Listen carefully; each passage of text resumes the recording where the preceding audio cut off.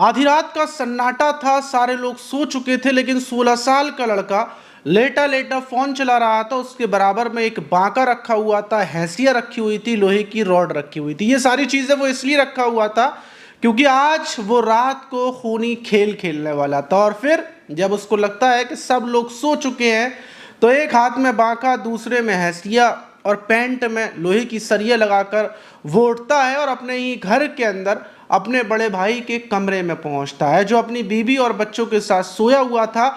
और वो अपने सगे भाई की 35 साल का जो उसका सगा भाई था, उसके सर पर लोहे की रॉड से वार करता है, फौरन बका निकालता है और भाई के बालों को पकड़कर उसकी गर्दन पर ताबड़तोड़ वार करने लगता है। भाभी की चीख निकल जाती है। वो देख रही थी अपनी आंखों के सामने कि छोटा देवर और उसके पति की गर्दन पर ताबड़तोड़ हमले कर रहा होता है।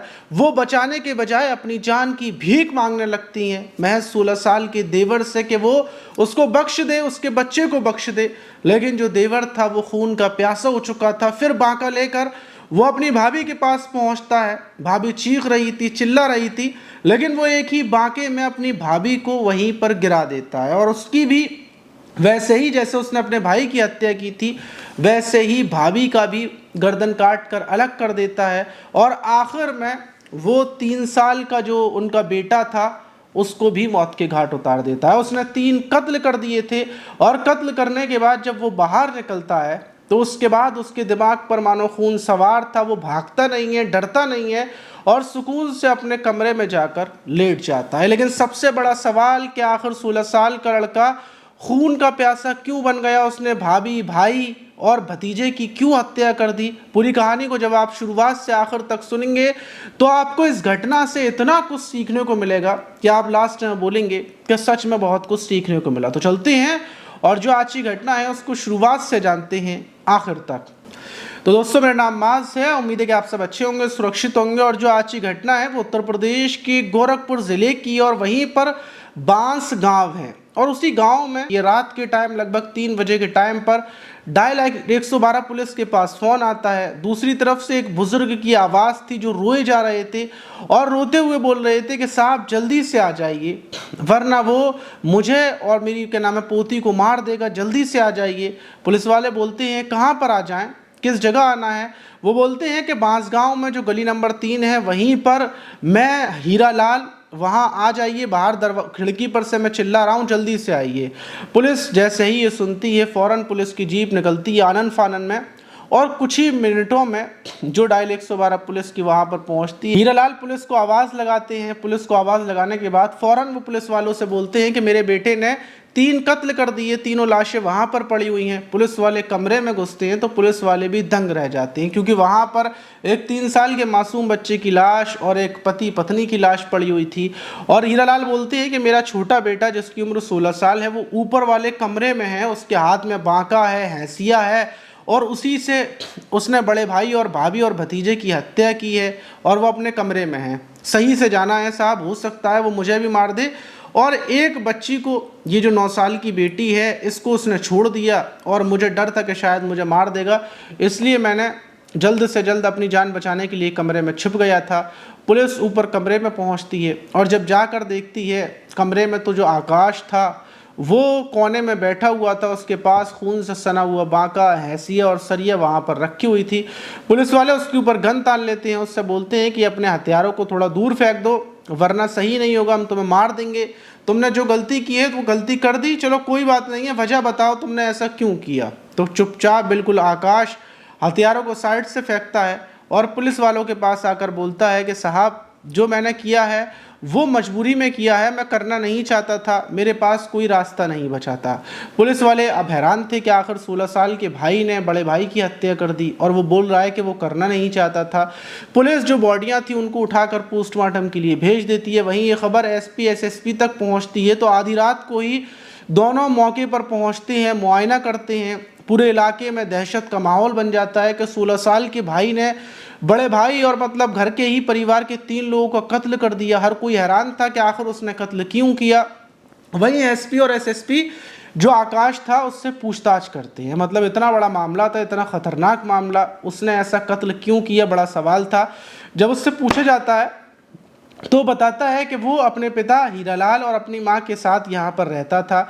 वहीं बड़े भाई जिसकी शादी 15 साल पहले हुई थी, वो शादी के बाद बेंगलुरु में रहता था और अपनी पत्नी और अपने बच्चों के साथ रहता था। वहीं उसके बड़े भाई के बच्चे नहीं हो रहे थे, इसलिए उसने 9 साल पहले एक बच्ची को गोद लिया था और 3 साल पहले उसकी एक बेटा हो गया। तो वो अपने परिवार के साथ बेंगलुरु में रहता था और वो यहाँ पर आकाश अपने पिता के साथ रहकर एक दुकान चलाता था किराना की, जिस पर वो अंडे आमलेट वगैरह बेचता था, जिस पर अच्छी खासी दुकानदारी थी और वो दुकान को संभालता था। ज़िंदगी बड़ी बढ़िया चल रही थी। लेकिन आज से कुछ महीनों पहले ही ये जो बड़ा भाई था ये वापस आ जाता है। ये अच्छा खासा पेंट का काम करता था, लेकिन इसके दिमाग में आती है कि इतनी बड़ी दुकान है, पिता संभालते हैं उस दुकान को, मैं ले लूँगा, मैं संभालूंगा, अच्छा खासा सब कुछ बिल्कुल ठीक ठाक चलेगा।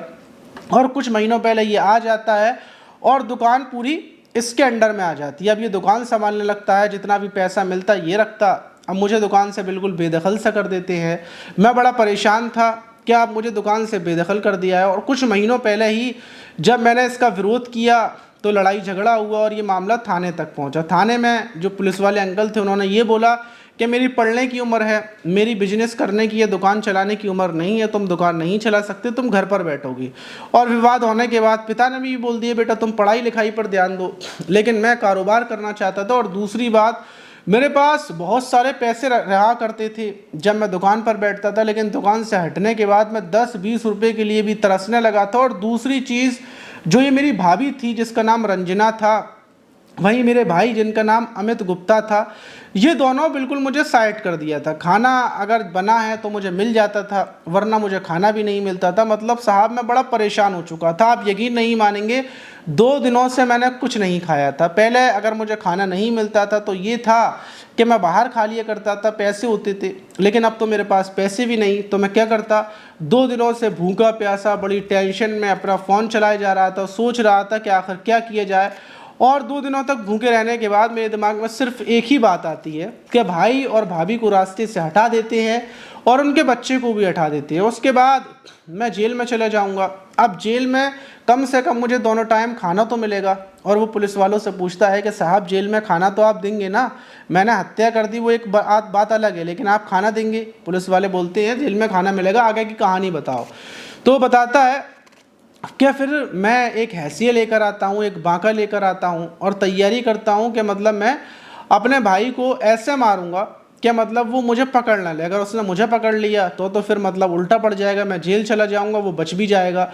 तो इसलिए मैं एक लोहे की रॉड भी लेता हूँ कि सबसे पहले मैं भाई के सर पर वार करूँगा, जिससे वो बेहोश हो जाएगा, फिर आराम से बांके से उसका गला काट दूंगा। और ऐसा ही मैं करता हूँ, सोते टाइम भाई के सर पर वार करता हूँ, बके से गला काट देता हूँ। भाभी अंदर से, क्योंकि मैंने गेट बंद कर दिया था, तो भाभी बाहर की तरफ नहीं भाग पाती। और फिर जब मैं भाभी के पास पहुंचता हूं तो वो जान की भीख मांगने लगती है, लेकिन मैं उसकी भी हत्या कर देता हूं। पुलिस वाले बोलते हैं क्या तुमने 3 साल के अपने भाई की भतीजे की हत्या कर दी, लेकिन जो 9 साल की तुम्हारी भतीजी थी तुमने उसको क्यों नहीं मारा? तो बताता है मैंने उसको इस वजह से नहीं मारा, क्या वो मेरे भाई की सगी औलाद नहीं थी, बल्कि उसको गोद लिया गया था और मैंने उसको जाने दिया। और जो ये सबसे छोटी वाली भतीजी थी 9 साल की, ये कमरे से निकलकर भागती हुई सीधा अपने दादा के पास पहुंचती है, दादा को उठाती है। और जब जो हीरालाल थे वो भागे भागे कमरे पे आते हैं, उनको पता चलता है कि मतलब ये आकाश अपने बड़े भाई को मार रहा है, उसकी भाभी को मार रहा है। तो वो जब कमरे पे आते हैं और वो देखते हैं कि मतलब इसने दोनों की गर्दनें काट दी हैं और भतीजे की भी गर्दन काट दी है, तो वो कपकपा जाते हैं, उनके पैरों तले ज़मीन खिसक जाती है। और उसके बाद उनकी हिम्मत नहीं होती कि वो आकाश से कुछ भी बोलते।